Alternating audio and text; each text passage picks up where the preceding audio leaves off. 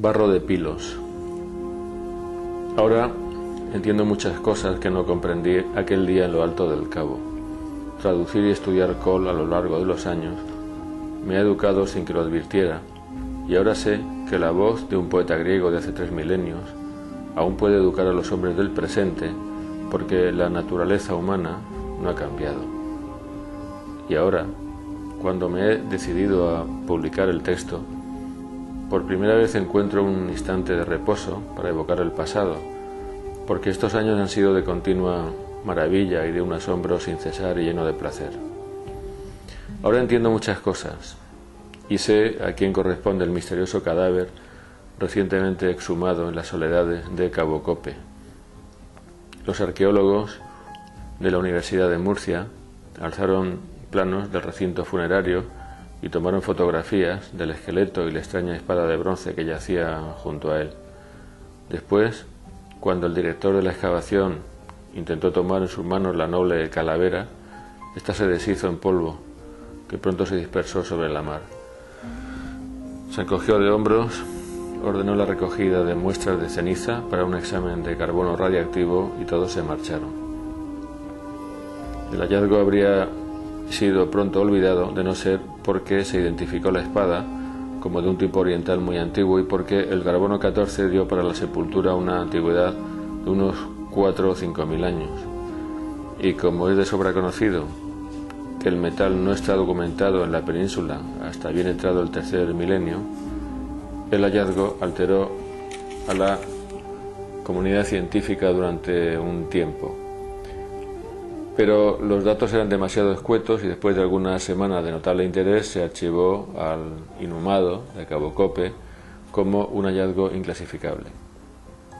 Yo conozco la fascinante verdad sobre el difunto, pero aún ahora temo revelarla porque hacerlo sin más sería una provocación para quienes dedican su vida a la historia, y prefiero que quien lea el presente texto pueda ir descubriendo poco a poco su identidad, como me sucedió a mí, y gozando de la heroica historia que atrajo a estas costas aquel personaje que aún en todas las cátedras del mundo se considera una ficción literaria. Así sabrá el lector por qué las colinas desiertas de Águila son misteriosas y por qué uno guarda un silencio rotundo y respetuoso cuando sube a Cabo Cope. Todo empezó sobre el cabo. Paseaba yo descuidadamente, recreado en el atardecer y pensando en cosas sin importancia, cuando encontré en mitad de las ondulaciones a un viejo que iba de un lado para otro con la cabeza gacha, como si buscara un objeto recién extraviado. Cuando me acerqué a él me di cuenta de que era un extranjero, seguramente centroeuropeo. Tenía el pelo castaño y una poblada barba del mismo color, era menudo y sus ojos azules estallaban de vida. De pronto me sonrió tontamente. Aquí es, me dijo sin dejar de sonreír. Como no entendí, me sentí embarazado y solo pude emitir un gruñido de apuro. Él continuó mirando al suelo y pude ver que no había perdido cosa alguna, sino que buscaba minerales o algo semejante.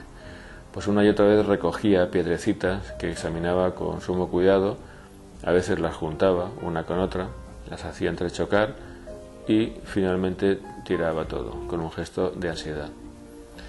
Entretanto, no dejaba de murmurar cosas en su lengua, que luego identifiqué como alemán.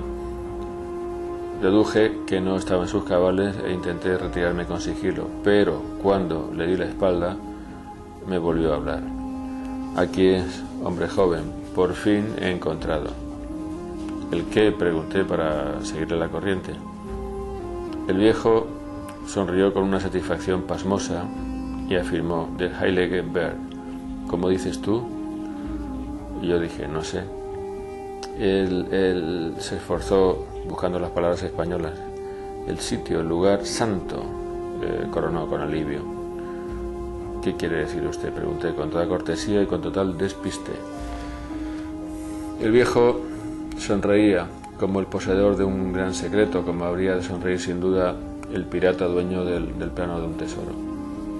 Sin dejar de sonreír, con ese gesto de niño, se sentó sobre una piedra y por primera vez me pareció atractivo y lleno de lozanía. Comenzó a hablar dulcemente, con la convicción de un iluminado y la vehemencia de un loco. Yo le entendía a veces y a veces no, pero sus sublimes palabras desecharon mi desconfianza. Me senté delante de él y escuché su historia de reyes y héroes, de dioses y hombres, una historia que comenzaba al otro lado del Mediterráneo, en la extinguida Sumer, mucho antes de que la Biblia fuera inspirada, antes de que naciera el Dios que carece de nombre para expulsar del cielo a los otros dioses y gobernar solitariamente el corazón de los hombres. Cuando retiré los ojos de su efusivo rostro, me di cuenta de que había caído alrededor de nosotros una noche sin luna y no pudimos bajar al pueblo, es demasiado peligroso sin una linterna. Por eso nos quedamos allí, en lo alto, pero nunca sentí frío o recordé que debía volver a casa. Él me reconfortó con sus palabras hasta el amanecer y cuando clareaba se acercó al borde del cabo y contempló Calabardina, los llanos hacia el interior y el cinturón de montañas calvas que lo cerraban. Pero yo sabía que estaba viendo el pasado.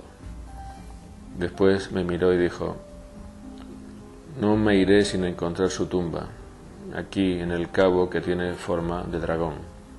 Le contesté: ¿por qué? ¿No es una historia inventada? Me sonrió con indulgencia, como perdonando mi gran ignorancia, y afirmó: si encuentras poesía en la historia yo cuento, no es poesía mía. Si encuentras poesía, es poesía de un griego antiguo. Yo no soy poeta, yo soy arqueólogo, epigrafista, y yo traduzco esta historia de la arcilla. No entendí muy bien esta parte, pero cuando volvimos al pueblo lo acompañé a la habitación que ocupaba en la fonda que había en la calle Conde de Aranda y que hoy ha desaparecido. Estaba llena de libros y papeles rebosantes de tinta que ocupaban las estanterías, las sillas, la cama, el mismo suelo. Recogió un fajo de cuartillas y me las mostró diciendo: la arcilla de Pilos. No entendí, pero acepté cuando las dejó en mis manos. La emoción en su rostro decía que aquel era su tesoro, o el plano de un tesoro. Finalmente logré comprender que la larga historia que me había contado no era de su invención, sino la traducción de las tablillas de Pilos, escritas en una lengua hasta entonces indescifrada, cuyo secreto el viejo al parecer había conseguido desvelar. No sabía una palabra de alemán y tardé 2 años en traducir el texto, pero al cabo he conseguido una versión bastante aproximada. La historia, de época micénica, es una especie de fusión de los grandes ciclos mitológicos orientales con elementos de la tradición griega y también centroeuropea. El sorprendente anciano no solo había traducido línea por línea un texto que consta de cientos de cuartillas, sino, mucho más, se había empeñado en demostrar que la epopeya relataba hechos no literarios sino reales, y se había lanzado a la búsqueda del testimonio arqueológico, cual Schliemann, Ilíada en mano, recorriendo como un sonámbulo media Europa y todo el Mediterráneo, había despanzurrado las obras clásicas de arqueología, metido sus ínclitas narices en las monografías y en los mismos trabajos de campo de los modernos especialistas, y no había cesado de deshidratarse subiendo y bajando montañas fértiles en ruinas, de perseguir necrópolis de la Edad de Bronce y sobre todo de buscar por el mar de la cultura un cabo cuya forma recordara lejanamente a la de un dragón recostado. A su juicio había hallado los testimonios que buscaba y al parecer contó con el apoyo de varios epigrafistas alemanes a los que por carta había confiado parte de sus descubrimientos. Cuando, lleno de excitación y con la mente en plena creación de poéticas quimeras. Acudí a buscarlo. Al día siguiente supe que se había marchado apresuradamente. Nunca volví a verlo, aunque nunca lo he olvidado. Era la persona más juvenil y asombrosa que he conocido, el único siempre ebrio de una pasión que le impedía recordar que tenía más de 80 años y que pronto moriría. Col es la traducción del barro de Pilos. La misma narración que escuché de su boca aquella madrugada, casi palabra por palabra, pues la conocía de memoria. Col es la historia de nuestro pasado, del pasado del mundo, y la historia de todo hombre cuando se siente preso en los límites del cuerpo y la vida humana y ostenta una ambición que inequívocamente ha de llevarle al desengaño.